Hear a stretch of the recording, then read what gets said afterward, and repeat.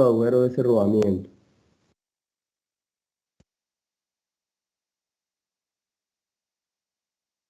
¿Alguien se acuerda?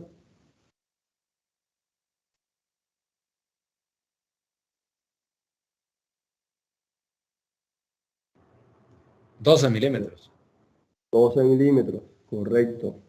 Acuérdense que desde el 00 al 03 son excepciones.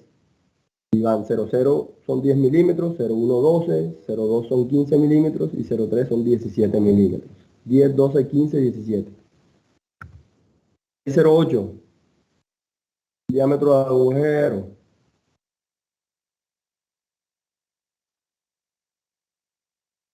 8.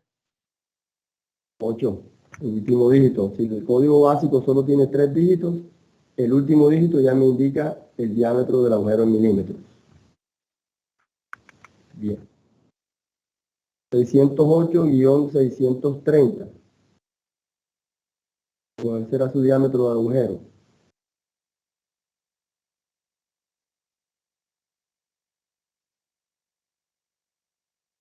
Creo que esa era la cuarta regla.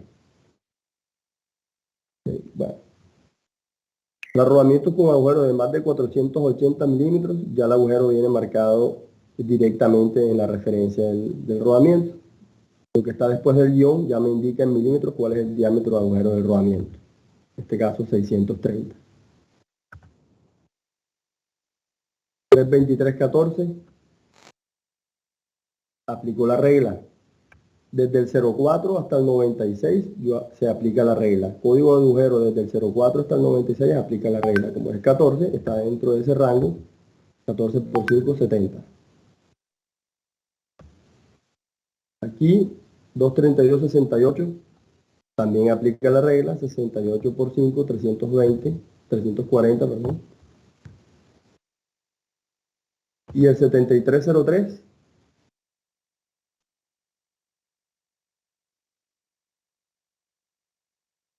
no aplica regla. La regla general no aplica, aplica la excepción, porque la general es del 04 hasta el 96, entonces este 3 siempre me va a indicar que el diámetro es de 17 milímetros. Muy bien. Huevo radial. Como les comentaba antes, el huevo radial es el espacio que hay entre los elementos rodantes y la pista de rodadura. Pero yo puedo tener un rodamiento, una referencia de rodamiento disponible con distintas clases de huevo radial. Entonces el huevo radial normal no viene marcado en la referencia del rodamiento, por eso dice aquí sin sufijo, pero yo puedo tener huevos radiales menores que el normal y ahí sí va marcado en el rodamiento, por ejemplo con el sufijo C2, que es menor que el normal.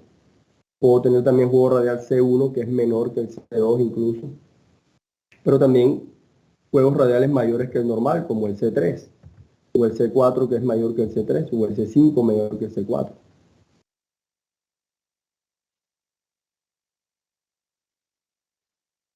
¿Con base en qué se selecciona el huevo radial?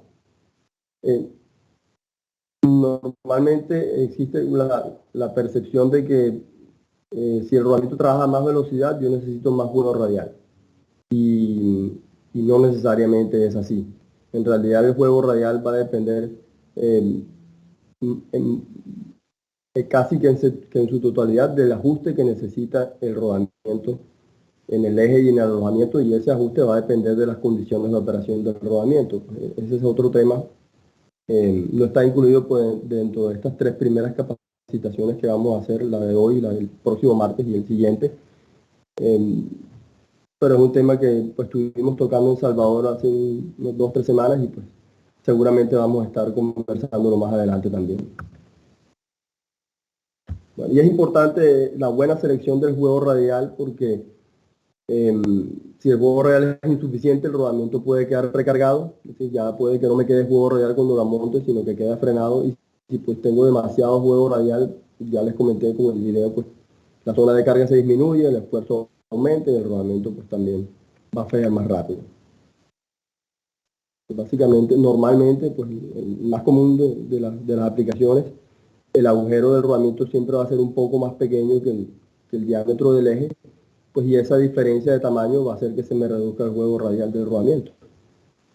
Hay otras aplicaciones donde el ajuste fuerte está en el alojamiento y en ese caso el rodamiento tiene que contraerse para poder entrar en el alojamiento y esa diferencia de tamaño entre alojamiento y pista exterior del rodamiento también se me va a reducir en juego radial.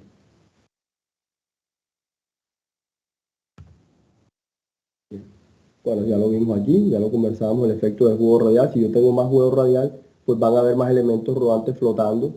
Ya la zona de carga se me disminuye, tengo menos elementos rodantes soportándome la carga y por lo tanto el rodamiento me va a durar menos.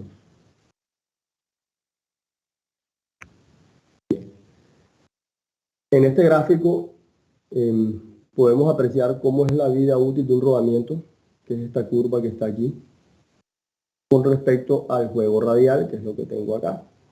Precarga ya sería juego radial negativo y holgura juego radial positivo. Entonces, si observamos, nos damos cuenta que la mayor vida útil del rodamiento la sacamos en la zona de precarga. O sea, se alcanza cuando el rodamiento tiene una cierta precarga. Ya, precarga quiere decir que no va a tener juego radial, sino que todos los elementos rodantes están ya haciendo contacto con las pistas de rodadura. Y pues tiene lógica porque si yo tengo todos los elementos rodantes haciendo contacto, pues todos me están soportando carga, por lo tanto el esfuerzo va a ser menor. Normalmente uno no tiende a trabajar en los rodamientos en zona de precarga, sino con un juego radial positivo, porque es un proceso delicado. Si de pronto nos pasamos un poquito de precarga, pues ya el juego radial se disminuye considerablemente. Entonces, normalmente uno trabaja en la zona de holgura y no en la zona de precarga. Hay algunas aplicaciones donde sí es necesario que el rodamiento trabaje precargado, que no exista juego radial, pero son casos particulares, normalmente en equipos de precisión. Entonces, si vemos aquí, si yo trabajo aquí en esta precarga, yo obtengo lo máximo de vida útil de mi rodamiento, pero si me paso un poquito de precarga, pues ya miren la diferencia de vida útil que hay entre la que yo puedo obtener máxima y la que estoy alcanzando porque me pasé un poquito de precarga y medir la precarga no es sencillo tampoco. Entonces normalmente se trabaja en la zona de holgura, pues estamos sacrificando un poquito de vida útil del rodamiento, pero por lo menos no estamos corriendo este riesgo de que la vida se me vaya muy por debajo. Y acá hay un ejemplo real que hicimos alguna vez con un cliente, donde estábamos verificando cuál sería el juego axial que más le convendría. Y pues aquí está el esquema de la máquina, tenemos aquí las referencias de los rodamientos, velocidad de trabajo y otros factores. Y pues se hizo con un software, le pudimos hacer el cálculo de la vida útil y fíjense, hicimos el cálculo de la vida útil con 3 juegos radiales distintos. Estos son juegos radiales ya de trabajo, ya el rodamiento trabajando, no el de fábrica. Una cosa es el juego que trae el rodamiento de fábrica y otra es cuando lo montamos. Ese juego resultante cuando se monta pues va a depender del ajuste como tal que tengan las piezas adyacentes, eje y alojamiento. Entonces con 88 micras, el software me lanzaba para este rodamiento, para el NU3, una vida útil de 718.000 horas. Y para el 223.13, 38.000 horas. Pero fíjense qué pasa cuando reducimos un poquito el juego radial a 50 micras. Entonces ya la vida útil de este rodamiento sube de 718 a 978 y el de esférico sube de 38.000 a 48.000 horas. Reducimos el juego un poquito más y sigue aumentando la vida útil. ¿Ya? Entonces es un efecto bastante significativo. Fíjense que aquí, por ejemplo, aquí hay 21 micras de diferencia nada más. Yo paso de 48.000 horas a 58.000 horas, son más de 10.000 horas de trabajo de diferencia, es decir, más de un año de trabajo de diferencia simplemente por 20 micras de juego radial que tengo ahí. Menos.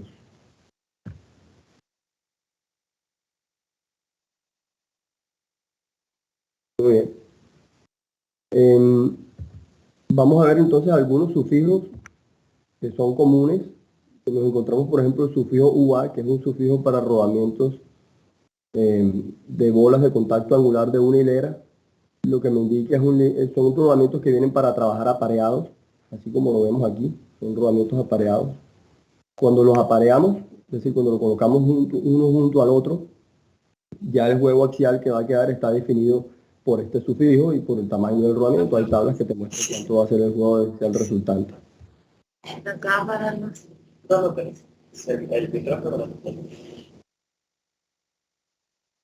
Ok. Hay sufijos también para tolerancia.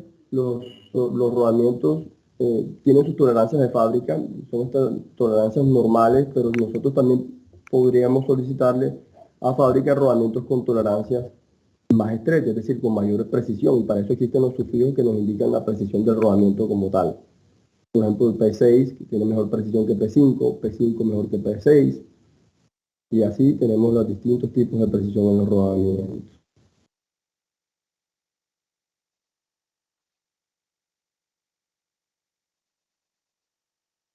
En las tablas de tolerancia nosotros podemos ver, por ejemplo, cuánto es la desviación del diámetro del agujero con respecto al diámetro nominal.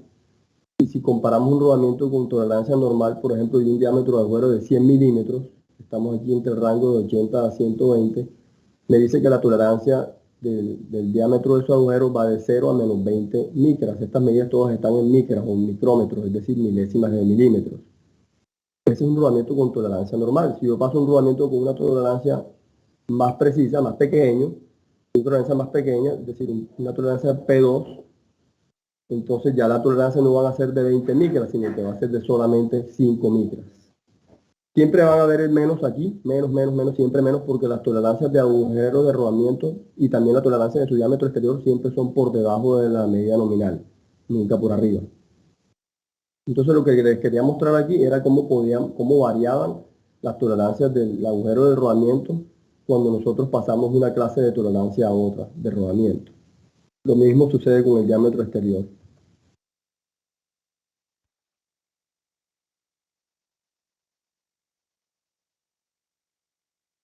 Sufijos para jaula, tanto para material como para diseño. Acuérdense que estos sufijos pueden cambiar entre marcas, algunos coinciden. La P poliamida es un sufijo que varias marcas lo utilizan, pero no todas, para la poliamida. M indica que la jaula está hecha de latón. J en acero, si no trae sufijo para material de jaula, es decir, ni P, ni M, ni J, pues indica que las jaulas de acero también.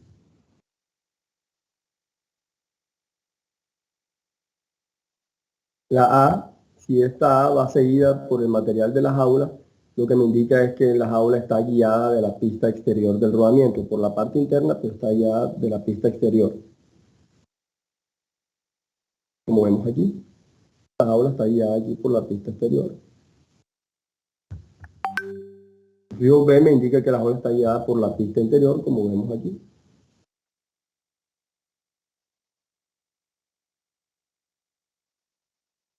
Los sufijos para las obturaciones, 2RS, tapa de caucho, sello de caucho a ambos lados. 2Z, tapa metálica a ambos lados. Ahora, la calidad de un rodamiento, ¿de qué factores depende? Pues la calidad depende de muchas cosas, del material, del pulimiento, del diseño, de la precisión, y hay detallitos muy pequeños, bueno, el tratamiento térmico también, por supuesto. Bueno, el material ya hablamos ahorita, que es el SAE 52-100, ya lo vamos a ver en otra diapositiva, pero obviamente hay diferentes proveedores de ese acero y algunos tendrán más inclusiones que otros. Hay detallitos, por ejemplo, como en un rodamiento de rodillos cónicos, el diseño que se hace de esta parte de aquí para que el contacto entre el rodillo y la pista y el borde pues que tiene la pista de rodadura, la pista interna, no sea un contacto que vaya a hacer que se queme muy rápido. Entonces son ya como ya como tiene que ver con la microgeometría del diseño de la pieza como tal. Y pues todos esos detallitos son los que van ayudando a que el rodamiento tenga mejor vida útil. Y por eso constantemente los fabricantes de rodamiento están haciendo mejoras a sus diseños. Otros sufijos relevantes K, si nosotros vemos un rodamiento que tenga el sufijo K, me indica que el agujero es cónico, ya no va a ser un agujero cilíndrico, sino que el agujero es cónico, como lo vemos aquí en la figura, y esa conicidad es de 1 a 12. Quiere decir que por cada 12 milímetros de ancho, el agujero va ampliándose 1 milímetro.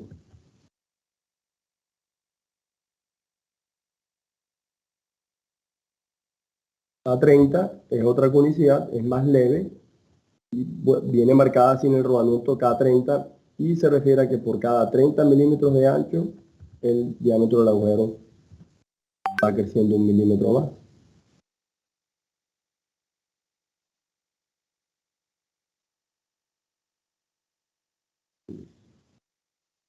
La N se refiere a la ranura que traen algunos rodamientos aquí en la pista exterior para colocarle el anillo de fijación o anillo de seguridad. Bueno, en cuanto al material, hablábamos ahorita, yo les decía que era el SAE 52-100, en referencia a ISO es el 100 cromo 6, y sus principales aliantes son el cromo, que es 0.6%, hay un detallito, hay un error de 0.6%, carbono tiene 1%, manganeso 0.4% y otros aliantes en menor proporción que suman el 1% restante. Para la microestructura del acero de rodamientos de martensita, pues esto obviamente después de que se le hace el tratamiento térmico, creo que les dije antes, el tratamiento térmico consiste en un templado y luego un revenido. El templado es calentar el metal hasta cierta temperatura, se enfría rápidamente, esto genera una dureza muy alta, pero también crea unas tensiones internas residuales. Y para aliviar esas tensiones internas residuales se aplica el tratamiento térmico del revenido, que consiste en calentarlo hasta una temperatura más baja que la del templado y luego se deja enfriar lentamente. Entonces la martensita, que es la microestructura del acero de los rodamientos, es la más dura de todas las microestructuras de aceros que hay, vainita, perlita, austenita, ferrita. Y pues le da una estabilidad térmica, como les decía, hasta 150 grados, una dureza Rockwell C entre 58 y 64, que pues es relativamente alta. Hay en otros casos, pues hay rodamientos que son estables hasta 200 grados Celsius, y ahí se les hace otro tipo de tratamiento. Los manguitos, en cuanto a la nomenclatura del manguito, pues es importante que sepamos que hay dos clases de manguitos. Manguito de montaje, que es el que está aquí a la izquierda, donde se monta el manguito en el eje, luego se monta el rodamiento y por último la tuerca que va enroscada en el manguito y va empujando el rodamiento y así lo va ajustando para que su juego radial disminuya hasta donde tiene que disminuir. Y los manguitos de desmontaje son como el que está aquí a la derecha. Ese manguito primero, cuando vamos a hacer el montaje con un manguito de esos, primero se monta el rodamiento en el eje, después se introduce el manguito entre eje y rodamiento, y la tuerca, que es la que va a empujar el manguito dentro del rodamiento, va enroscada en el eje, ya no en el manguito. Entonces, por eso de pronto ustedes ven que es mucho más común el manguito de montaje que el manguito de desmontaje, porque el manguito de desmontaje requiere de un eje que venga con una rosca maquinada, y eso cuesta hacerlo. Además de eso, tú necesitas dos tuercas que no van incluidas con el manguito, la tuerca de montaje que es esta y otra tuerca para desmontar, que es la que se enrosca aquí en el manguito. El manguito de montaje ya te incluye la tuerca, necesitas una sola tuerca. Claro que para desmontar es mucho más cómodo desmontar con un manguito de desmontaje que con un manguito de montaje. Por eso es que estos casos se ven más que todo con rodamientos grandes, donde sería muy complicado hacer un desmontaje, por ejemplo, dándole vueltas al rodamiento por aquí atrás.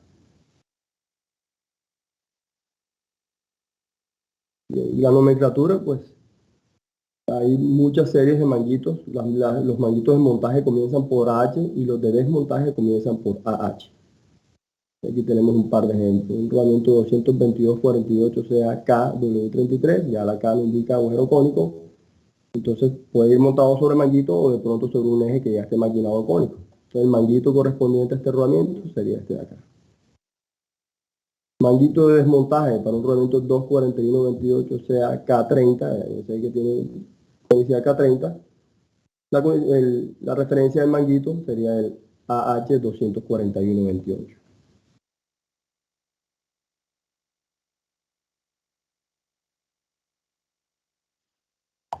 Bien, entonces aquí vamos a ver un listado de sufijos comunes utilizados en Steyr para que nos vayamos familiarizando. Y tenemos aquí, por ejemplo, el sufijo A, que aplica para rodamientos de bolas de contacto angular. Me indica que su ángulo de contacto es de 30 grados. El sufijo AC, lo mismo para el mismo tipo de rodamiento, en este caso serían 25 grados del ángulo de contacto. El B, que es el más común, son 40 grados de contacto. Sufijos para juego radial tenemos el C2, que es más pequeño que el normal, C3 mayor que el normal, C4 mayor que el C3. Sufijo CA para rodamientos oscilantes de bolas, me indica que tiene jaula maciza de latón. CC, rodamiento de bolas oscilantes con jaula de chapa de acero. DF, rodamiento de rodillos cónicos que viene pareado, disposición en X. E, construcción interna optimizada para ciertos tipos de rodamientos. F80, que son para zarandas, rodamientos que están diseñados para trabajar en zarandas o en cribas vibratorias, que son aplicaciones especiales y el rodamiento también tiene sus características particulares. J me indica que las jaulas de chapa de acero. K con unicidad 1 a 12, K30 con unicidad 1 a 30. 2LS, rodamiento de rodillos cilíndricos para todos los rodillos juntas por ambas caras. M, jaula maciza de latón. MA, jaula de latón guiada por la pista exterior. MB, guiada por la pista interior. N, la ranura para el anillo de seguridad. NR es la ranura ya con el anillo. N2, para rodamiento de 4, aquí está equivocado, de 4 puntos de contacto o 4 puntos de rodadura, tiene unas muescas por la cual uno le puede, en el proceso de fabricación, ¿no? Le meten los elementos rodantes. P, jaula de poliamida, y 2RS, pues la obturación de caucho a ambos lados. UA es para rodamientos aparejados de contacto angular de una hilera y me indica que quedan con un pequeño juego axial.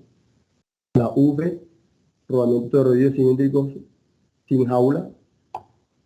W33, rodamiento de rodillos a rótula. Y pues aplica para rodamiento de rodillos a rótula y lo que te indica es que tiene una ranura en su pista exterior con 3 orificios de lubricación. Y 2Z son las tapas metálicas a cada lado del rodamiento. Muy bien, entonces vamos a hablar ahorita de los distintos tipos de rodamientos y sus características. Entonces, yo les decía antes que podemos clasificar los rodamientos en rodamientos de bolas y rodamientos de rodillos, pero también podríamos clasificar los rodamientos en rodamientos axiales y rodamientos radiales. Y en axiales pues también tenemos axiales de bolas y también tenemos rodamientos axiales de rodillos. Bien, entonces, rodamientos rígidos de bolas, pues les comenté antes, son rodamientos muy versátiles, se utilizan en muchísimas aplicaciones, desde miniaturas, por ejemplo, la fresa que utiliza el odontólogo para taladrar una muela, un diente, utiliza rodamientos rígidos de bolas, motores eléctricos, patines, ruedas de carros, en muchísimas aplicaciones encontramos rodamientos rígidos de bolas. Pues miren todas las series que hay de una hilera, hay de 2 hileras, están disponibles abiertos, con sello de caucho o tapa metálica. Ya cuando, no sé, de pronto se han dado cuenta que un rodamiento rígido de bola ya grande, digamos con agujero de 150 milímetros o de pronto de 120 milímetros en adelante, ya no están disponibles con obturaciones. Y la razón de esto es porque el rodamiento, pues, por lo general un rodamiento de ese tamaño te dura mucho más de lo que te dura una grasa que venga dentro de él. La vida útil de una grasa no debe ser mayor a 3 años. Si los cálculos dan más de 3 años, pues lo que se recomienda es que uno no espere más de 3.000 horas para hacer el cambio de grasa. Porque la grasa se va deteriorando por el tiempo, se va separando el aceite del espesante y pues va perdiendo sus propiedades de lubricación. Estos rodamientos soportan alta velocidad, cargas más bien moderadas, no son cargas altas, no soportan desalineamiento. Soportan carga radial y soportan carga axial en ambos sentidos. Por eso son tan versátiles. Rodamientos de la serie QJ son los rodamientos de 4 puntos de contacto, también le llaman de 4 puntos de rodadura.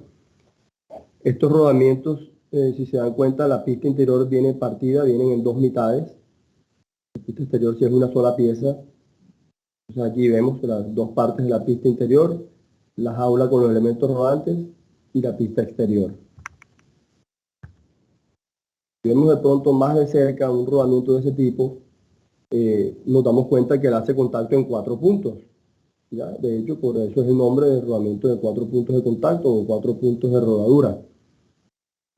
Acuérdense, pues lo que les comenté antes, que el radio de curvatura de la pista de rodadura siempre va a ser mayor que el radio del elemento rodante, para el caso de las esferas, ¿no?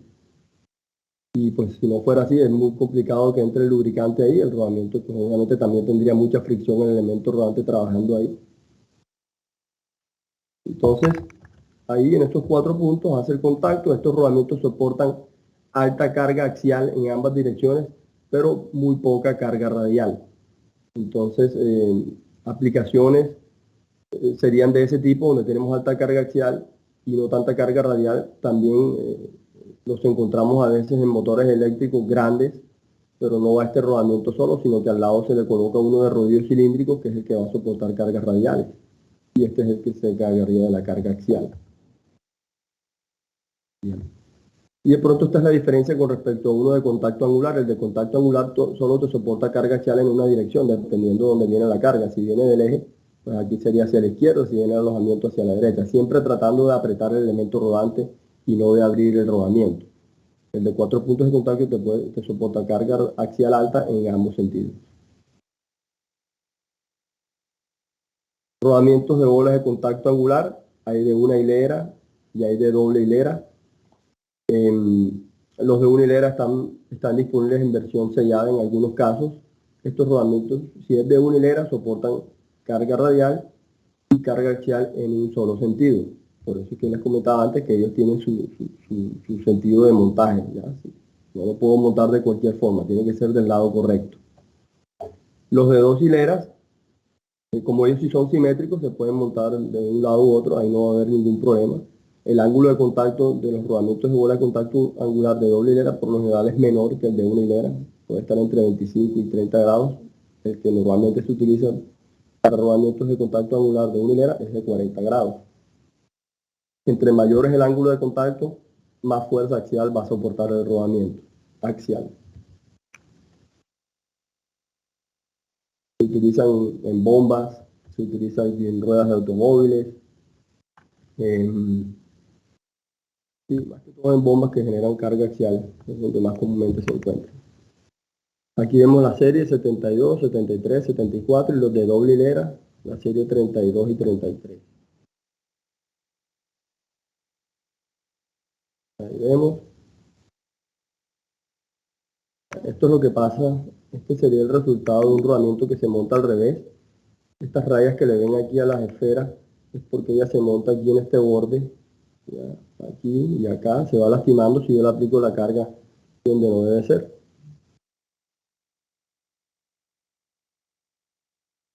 Entonces, muchas veces estos rodamientos se montan apareados. Esta es lo que le llamamos disposición en O, que es la prolongación de las líneas de contacto. ¿Ya? Esta prolongación de la línea de contacto de la bola con la pista van formando algo similar a una O.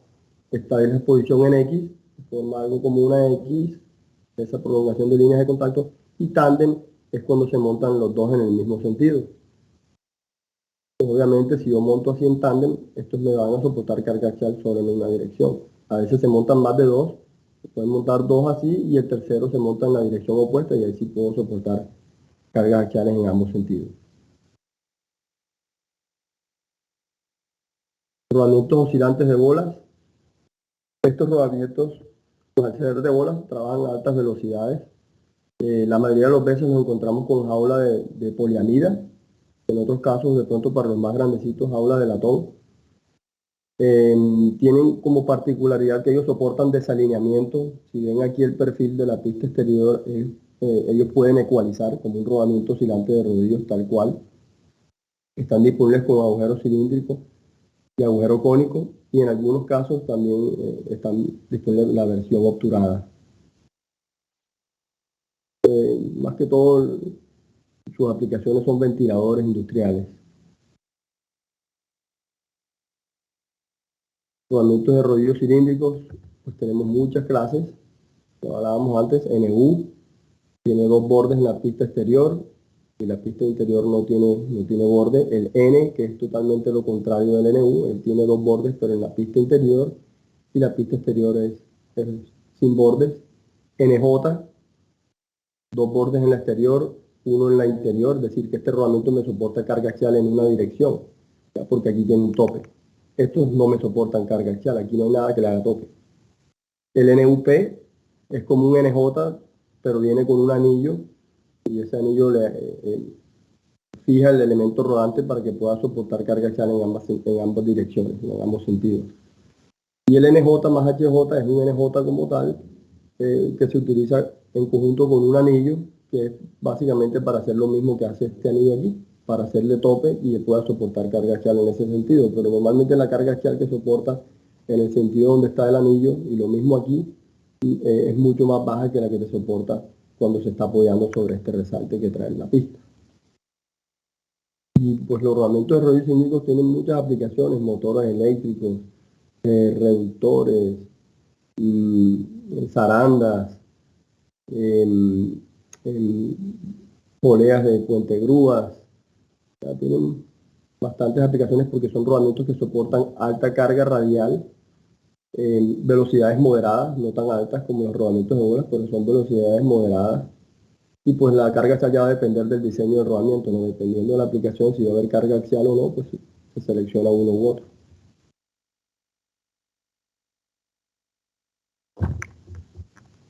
Aquí tenemos ejemplos de las distintas series de rodamientos de rodillos cilíndricos.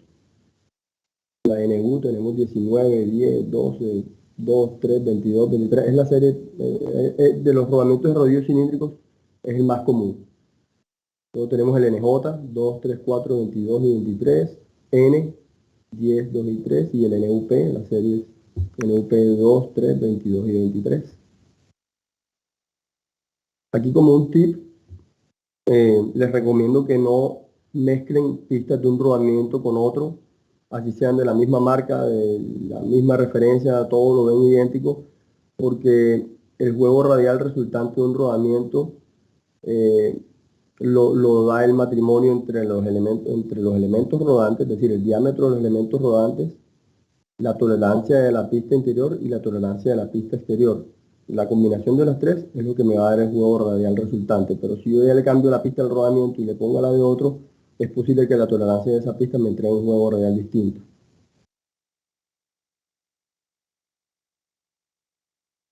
Aquí tenemos algunos ejemplos de rodamiento de rodillos cilíndricos, por ejemplo este, de doble hilera. Rodamientos de rodillos cónicos también son rodamientos bastante utilizados porque ellos pueden soportar alta carga radial y alta carga axial, eso sí, en un solo sentido. Velocidades también moderadas. Entonces tenemos de una hilera, de dos hileras, de cuatro hileras. Entonces, aplicaciones, esto por ejemplo se ve mucho en la industria siderúrgica, en los laminadores, en los castillos de laminación, los de cuatro hileras. De dos también los vemos a veces en esas aplicaciones, en ruedas de automóviles, en reductores.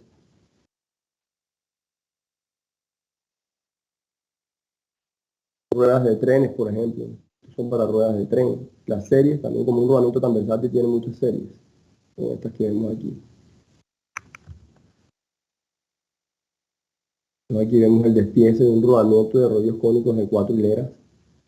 Ya vemos que tiene una pista central, dos pistas exteriores aparte y las cuatro pistas, de las cuatro juegos de rodillos con su pista interior. Aquí está el despiece de uno para de trenes.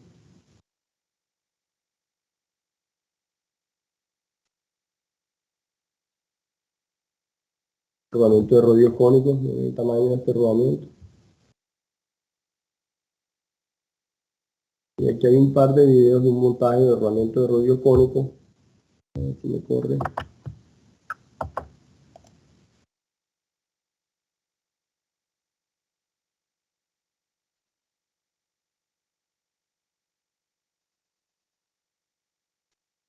Y en ese recipiente,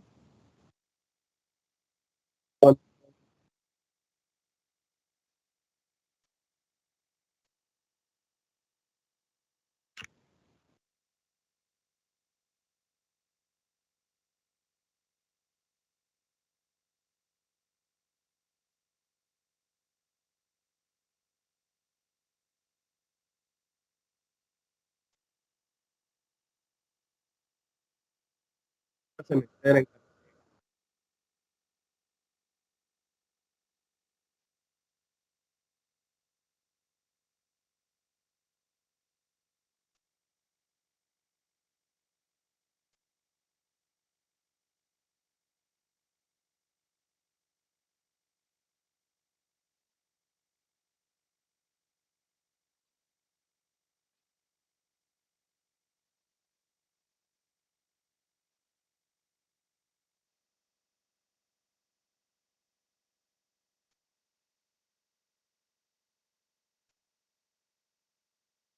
Ahí el rodamiento.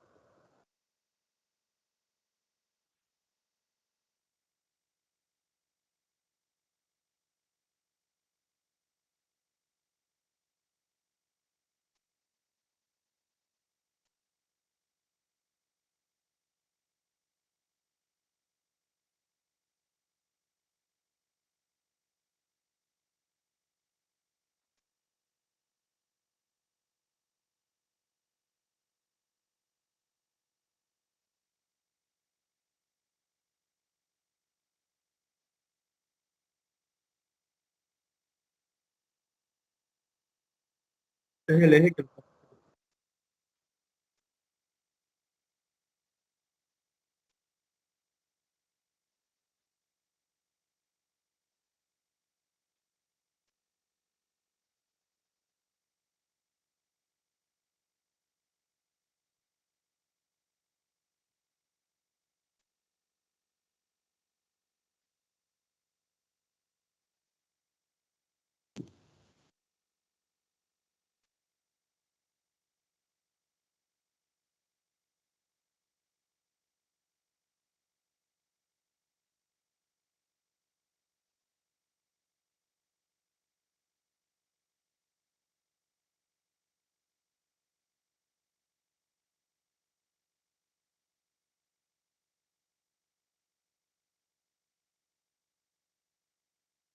Si notan aquí el eje tiene parte.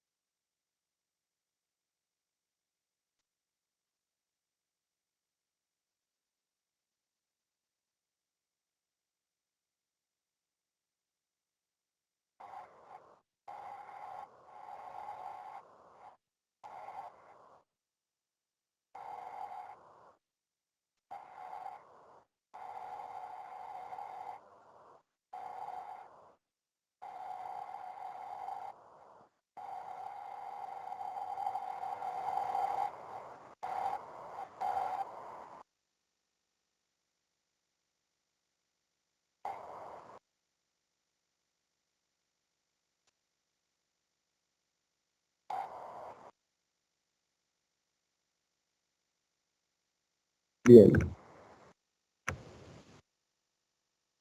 Bueno, rodamientos oscilantes de rodillos de una hilera. Los hay con agujero cilíndrico, con agujero cónico.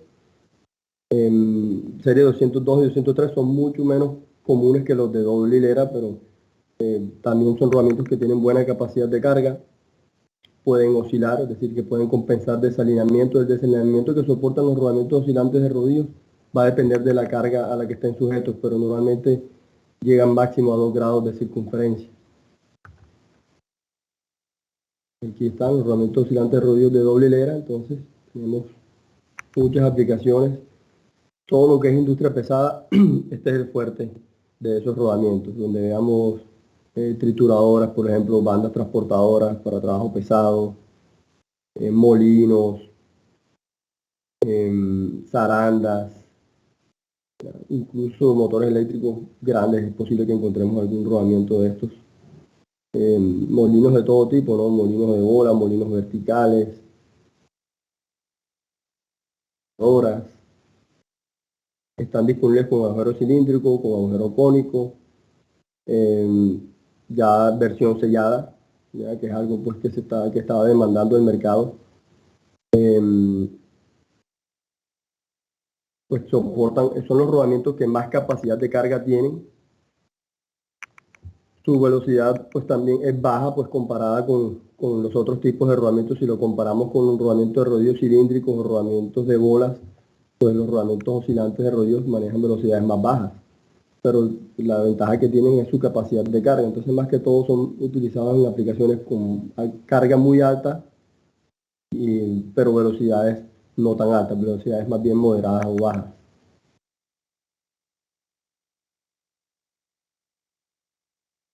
De hecho, ya muchas empresas están optando por cambiar, en algunos casos, máquinas antiguas, como por ejemplo rodamientos, como por ejemplo los molinos de bolas, venían muchas veces soportados sobre Babbitt, o sea, un metal blando.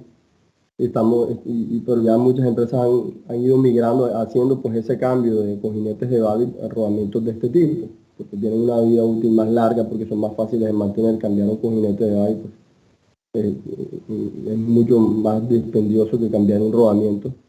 Entonces ya es algo pues, que se está utilizando cada vez más. Imágenes de rodamientos de rodillos esféricos, los más grandes, pues normalmente son de este tipo.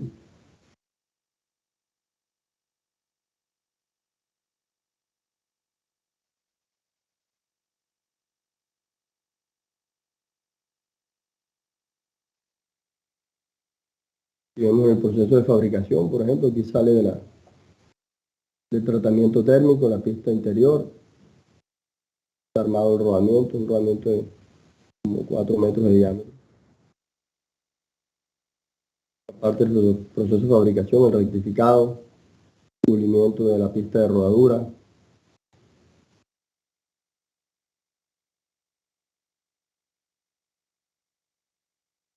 Rodamientos bipartidos son rodamientos de rodillos cilíndricos o rodamientos oscilantes de rodillos que vienen en mitades, como vemos aquí, como vemos acá en el despiece.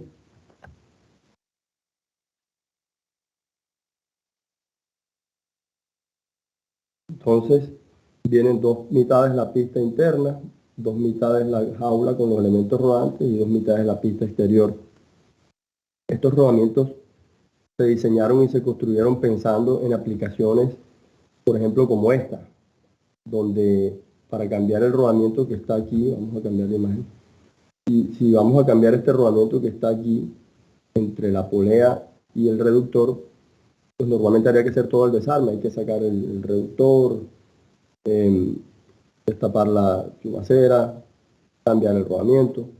Un rodamiento bipartido ya no es necesario. Este es el caso del rodamiento completo. Para pasar a un bipartido ya no necesitamos el manguito. El rodamiento viene ya con las pistas más gruesas para compensar el espesor del manguito. Entonces coloco mi rodamiento bipartido aquí, ya no tengo que hacer ningún desarme.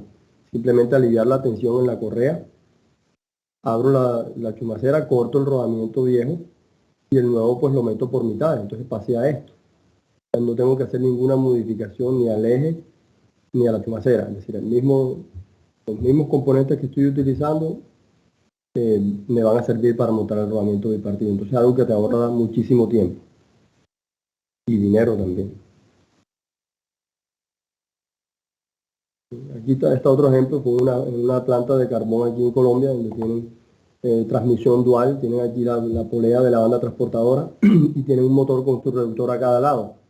Y entre el reductor y la polea, ellos tienen un rodamiento normal entero, y lo que hicimos fue cambiarlo a bipartido. Entonces ya con el bipartido ahí, cualquier emergencia, que se le dañe un rodamiento de eso, simplemente desatornillar el viejo, se saca el viejo y se mete el rodamiento nuevo. Es un trabajo que te puede tomar, no sé, un par de horas como mucho, pero el trabajo de sacar todo este equipo, luego montarlo, alinear otra vez, esto está como a 60 metros de altura, tienen que traer grúa y todo, es mucho más dispendioso. Pasamos de varios turnos para hacer el cambio a pasar a un par de horas. Rodamientos axiales de bolas, los hay de una hilera o de dos hileras. Si es de una hilera, tiene sentido de montaje solo tienen una dirección de montaje porque ellos están diseñados para soportar carga en una dirección nada más. Si es de doble hilera, ahí sí podemos montarlos en cualquier sentido porque son simétricos. A los de doble hilera. Esta es una imagen en una fábrica en Alemania.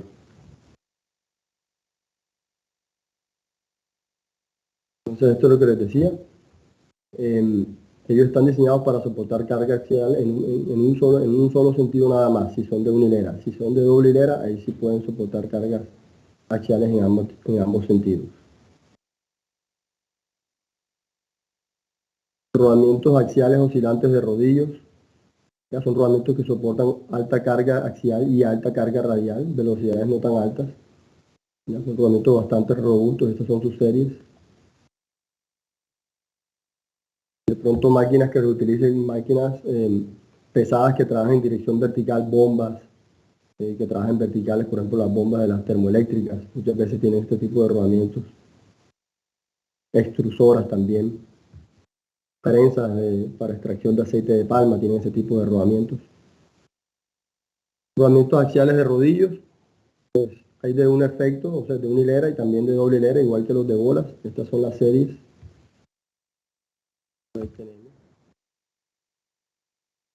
Y los alojamientos, que tenemos pues distintas series de housings o de alojamientos, ¿ya? Para distintos tipos de alojamientos y diferentes aplicaciones también. Entonces hasta aquí llegaba el material de los conceptos básicos. Si tienen preguntas para hacernos ahorita antes de que comencemos el quiz por Kahoot. De pronto para los que llegaron tarde les recuerdo, vamos a hacer un quiz ahorita, son 11 preguntas de selección múltiple, algunas de falso y verdadero. Y pues a la persona que obtenga el mayor puntaje, Steyer le va a hacer llegar un obsequio. Nidia, no sé si me apoya, si en caso que tengan preguntas. Ok, sí, con gusto. ¿Alguien alguna pregunta? Levanten la mano, por favor.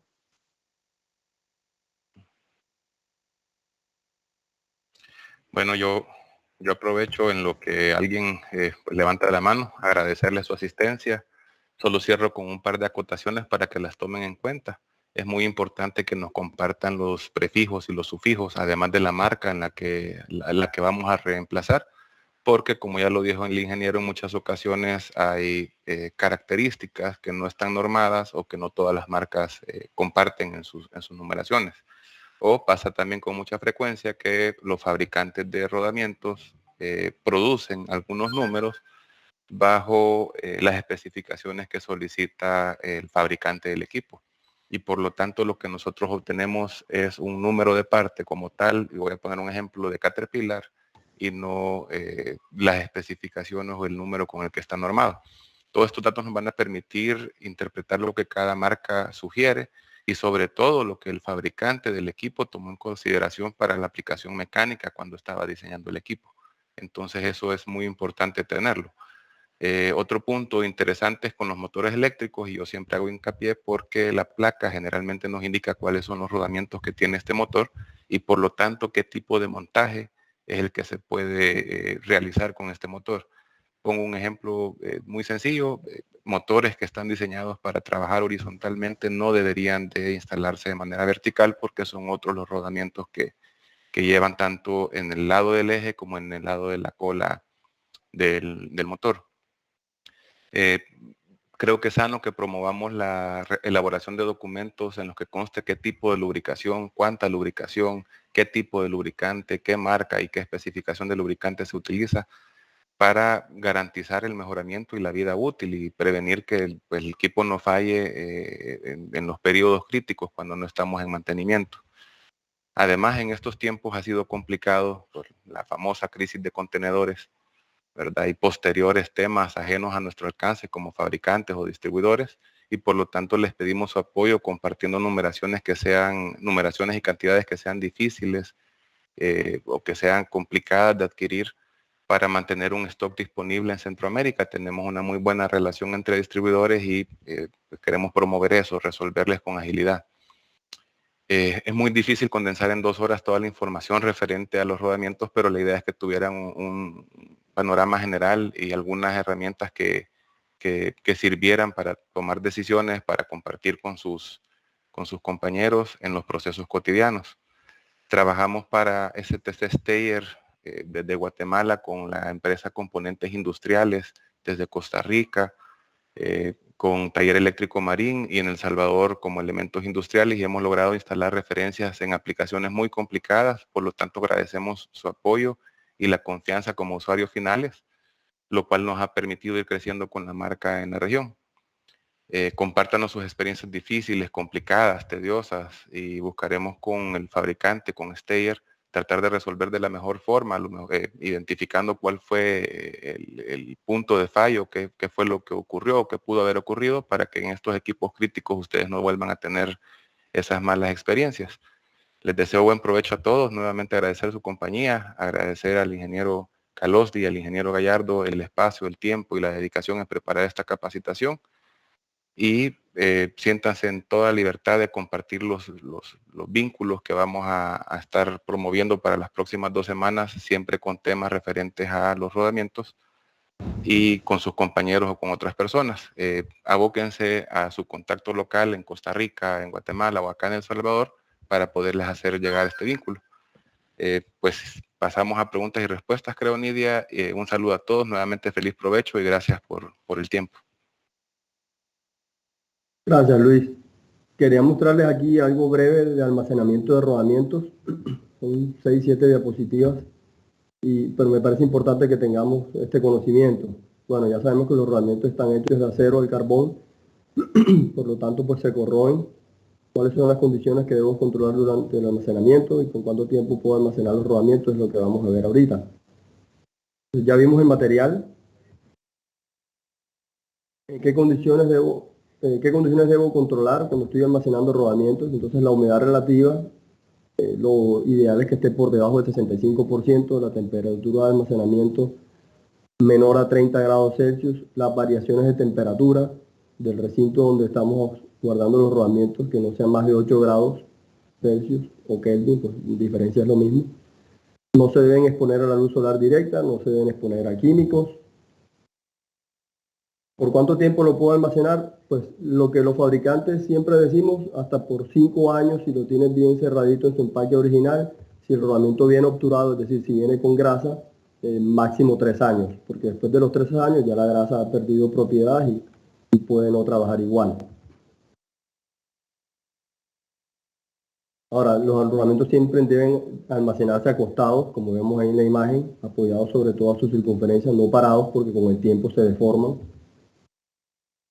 Los grandes en lo posible no almacenarlos en las partes altas por seguridad y también por facilidad de manipulación.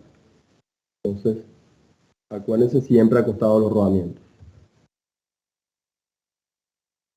Para cajas de cartón, entonces si el rodamiento tiene tamaño de agujero menor a 200 milímetros, podemos apilar hasta 16 cajas.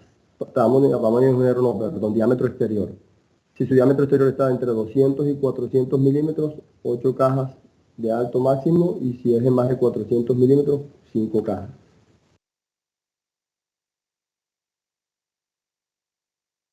Si son cajas de madera o de plástico, entonces podemos apilar un máximo de 6 cajas si su diámetro exterior es menor a 850, o 3 cajas si es mayor a 850, lo mismo en las pallets.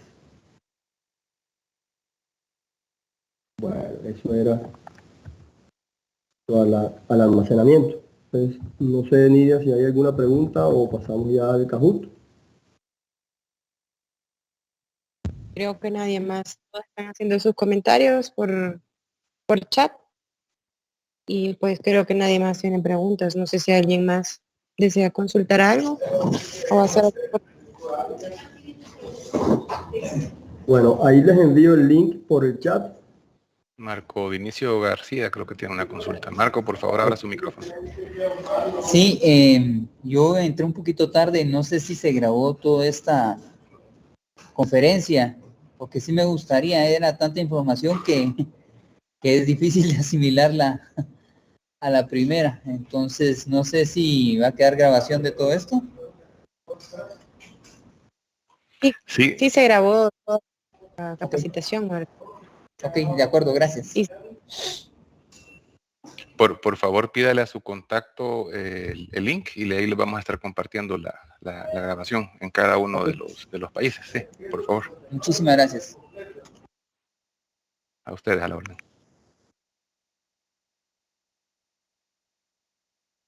Bueno, entonces si entran al link de Kahoot que les envié por el chat, pueden abrir desde un smartphone o desde el computador.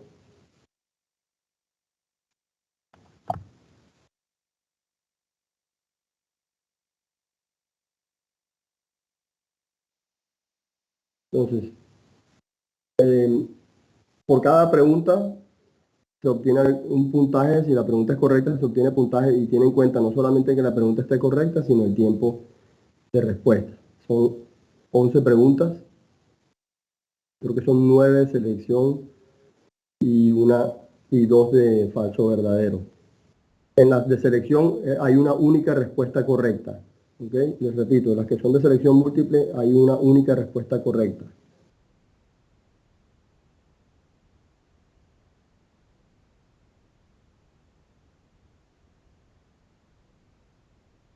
Entonces, cuando entran al link, creo que les pide un PIN.